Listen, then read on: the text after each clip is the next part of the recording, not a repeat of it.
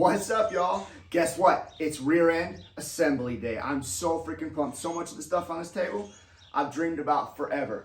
TRE race rear end, Megan coilovers, drag brakes, and then Volk everything else because Volk the world. To some losses through the process had me furious, but I got eyes on the vision, can't get delirious. Fall in love with the game and then you marry it. I think I married it. This the anthem. If you rockin' with it, put your hands up. Yeah, this the anthem. If you get up and get it, put your hands up. Said I'd always do my best to be completely transparent. Said I'm not a pro at any of this stuff, but I just get stuff done. Whether it's right, definitely probably not. One way I know to get these bushings out is heat, and I can just burn them. Stinks, but works. Gave it the drill bit trial, and that actually worked. Pretty time consuming, but should really probably, I'm gonna get a screwdriver or something. Oh, never mind. Pushed out. Anyway, I just tried to drill towards it, but I didn't know that the metal had fat spots.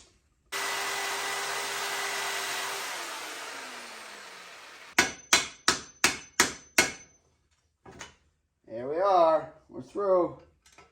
Ish. Ha! See, that's the whole trick right there. Not to get farther than you need to. I was trying to break it as I went. No grooves on the inside. Nice and pretty. So, today is a good day to capitalize on the fact that nobody's at the house. Gumpy, don't do stuff. I tried doing the car wash thing. I tried doing the pressure wash thing here. They froze. Broke my pump, of course. Anyway, I'm going to sneak some stuff inside the house. Wash it where it's warm enough where I'll be able to feel my hands in the end. I mean, I used to skin critters and stuff at the old house in the living room and the kitchen and stuff. So, I mean, technically, this is probably an improvement, right? Ha! And I'll clean it up after. It's fine. So, really, these didn't turn out that bad. I can see a spot I missed right there. But most of the grime came off. That's all I'm really concerned with. I mean, I kept rack fink as spotless as I could. These control arms are off of that car. So, I mean, like, stuff's going to get dirty. I'm not dumb to it, but I just really want to clean up a lot of this knuckle rust and just little simple stuff like that. Even though it's a race car, I still want it to be a pretty race car. Not sure what I'll need to make these adjusters move. On the old ones, I actually had to apply Rust Buster. But anyway, I just want to move them so that I can make sure they're adjustable when I need them to be. But it's round two of washing stuff in the shower. Oops. Oh yeah. Real nice. Oh yeah. Not as nice. Made some progress today. Got the For Now subframe put in. Oh, that's a wall. Got the gas tank installed. I got the filler line installed. So we're making progress. I'm going to start this first because for some reason I am never able to just get this top bolt in. I don't like to start. Didn't know why. Probably operator error. That's okay. It is perfectly in the way.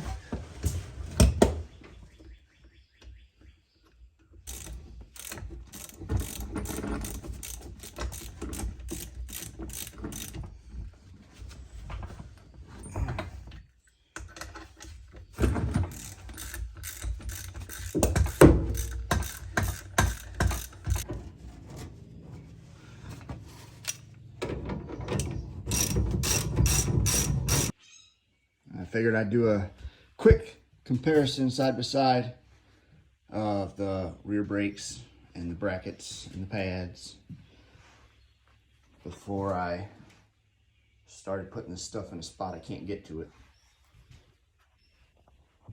But yeah, pretty cool.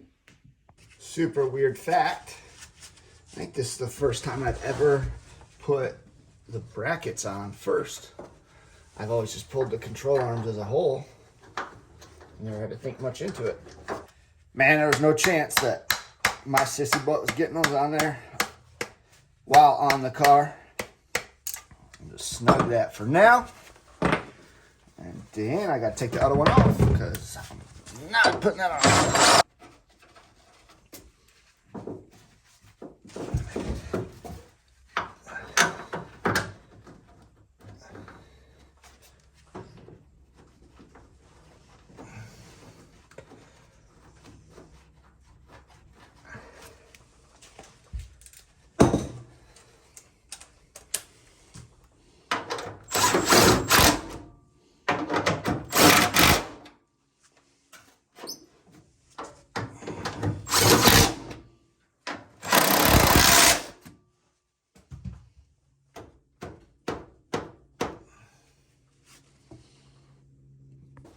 Okay. Let's see how bad I screw this up.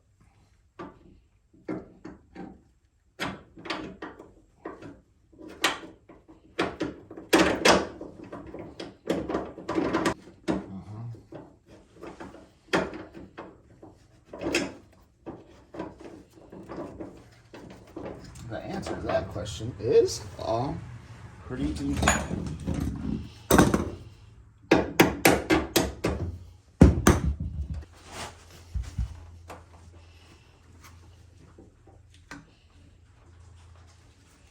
Oh, now you want to fall.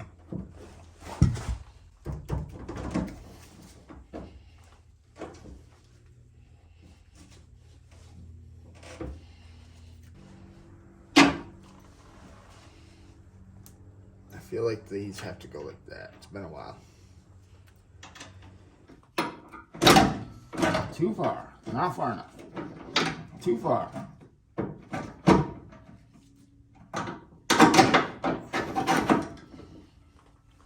That was super easy. But anyway, this seems a little excessive on the way the mounts stick out. So I was picturing a really difficult time, and it looks like I was right.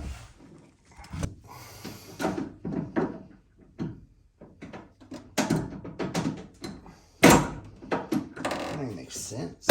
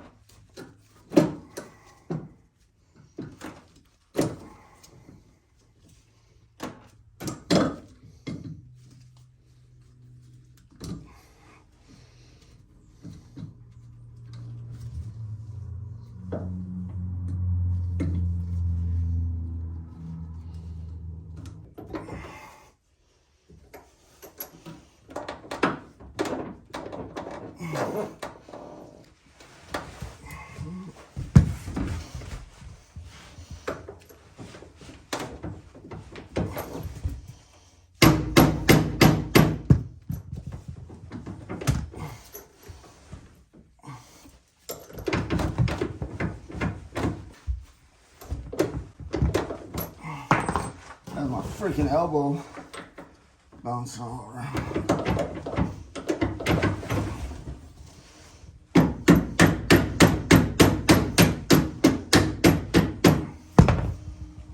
Counts. That was stupid.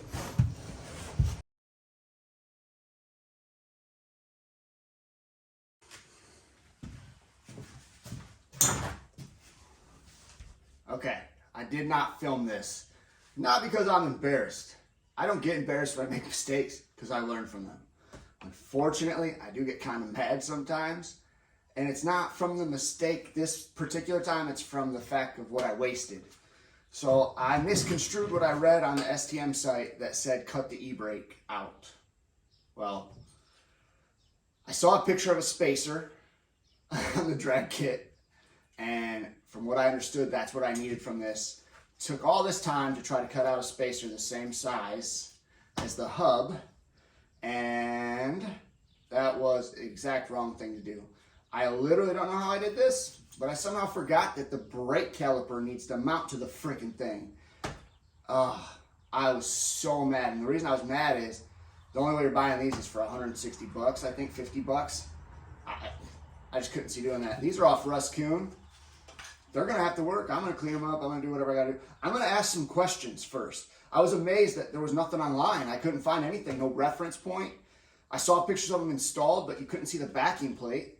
And then I will be open. I didn't know when it says the dust, or when you need to take off the dust shield.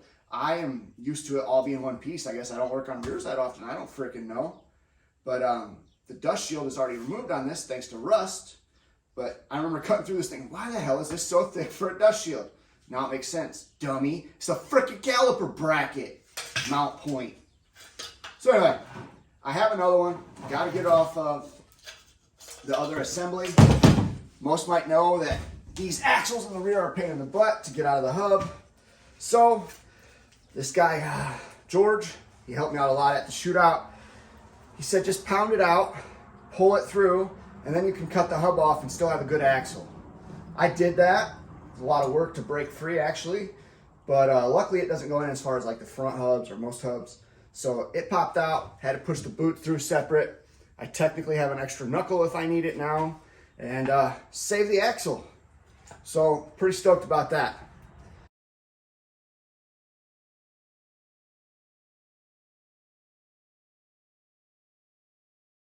Okay, Operation Fix My Screw Up is going to be on a timeout because I ran out of batteries.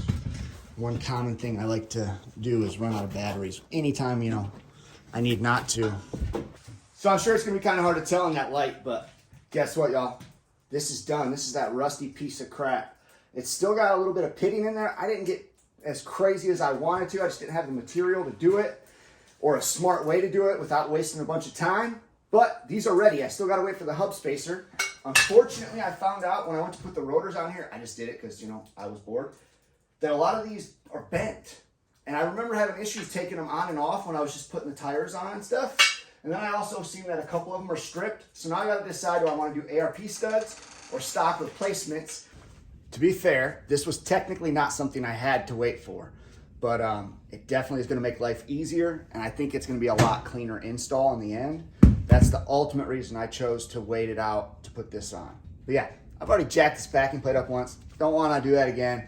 Hope this is the proper way it's supposed to go down. Seems super simple. I'm sure once it's said and done, I'll be like, oh yeah, duh. But at the moment, it, you know, has been kind of a pain in the arse.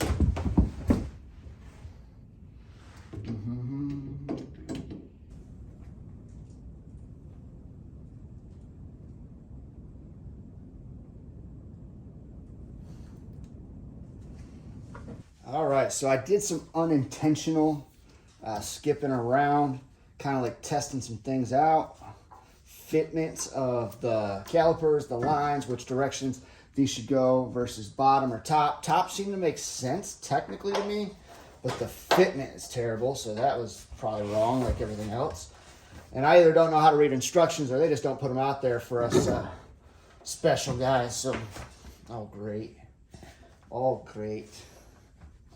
Not gonna go on there, eh? Why would you? You know, I see lots of people talk about line wrenches and using line wrenches on stuff like this. I don't know if I have bad line wrenches or what, but when it boils down to it, I actually find that they're stupid and they actually strip easier. So I don't know if I just don't know what I'm doing or if I'm using 10 millimeter on 3/8, but almost everything I have is metric, so it shouldn't be too complicated, but of course it is.